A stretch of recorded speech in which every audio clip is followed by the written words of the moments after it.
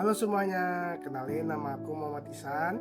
Dan kali ini aku ingin membahas salah satu teknik modifikasi perilaku yaitu fading. Oke, langsung saja kita ke pembahasannya. Jadi, apa sih itu fading? Fading adalah salah satu teknik dalam modifikasi perilaku yang dilakukan dengan mengurangi bantuan atau petunjuk secara perlahan sehingga seorang itu mampu melakukan suatu tugas atau pekerjaan secara sendiri.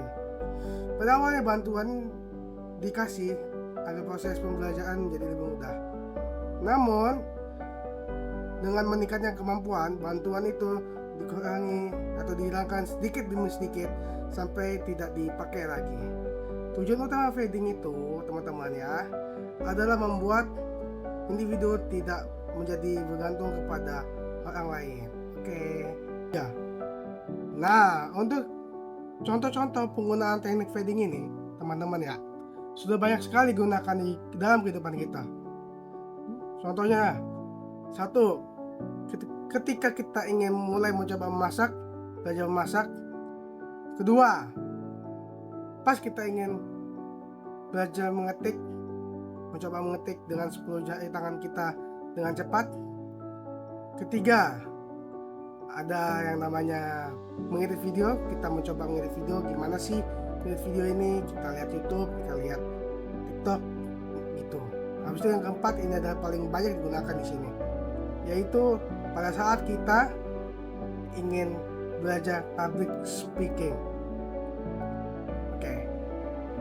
Misalnya nih, pada public speaking kita biasanya awal-awalnya itu membawa naskah dialog lengkap, apa aja yang harus dibaca, apa aja yang harus disampaikan ke audiens. Dan tahap selanjutnya, karena mungkin sudah semakin paham, kita hanya perlu membawa naskah atau cue card yang isinya cuman not penting yang harus disampaikan. Jadi tidak semuanya, tidak lengkap ya, hanya poin-poin penting saja.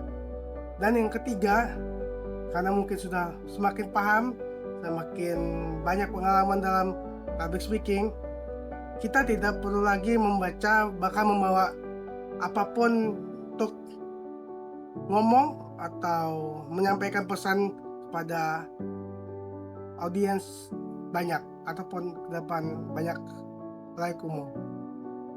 Gitu.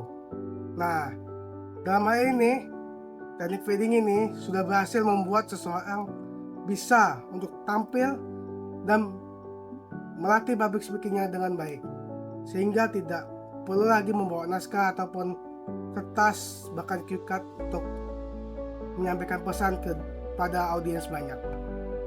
Oke, setelah mengetahui contoh-contoh penggunaan teknik fading tadi, kita dapat mengetahui bahwasannya teknik fading ini mempunyai manfaat bagi kita.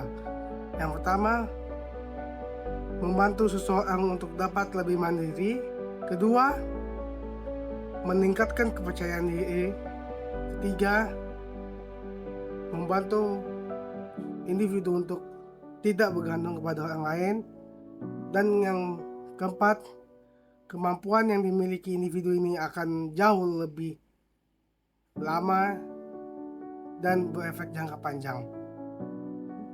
Dan selain itu, teknik fading ini mempunyai kelebihan, yakni dalam proses belajar menjadi lebih nyaman karena bantuan tidak langsung dihilangkan. Teknik ini juga dapat diterapkan pada berbagai situasi, baik di rumah, sekolah, maupun industri. Namun, fading juga memiliki keterbatasan.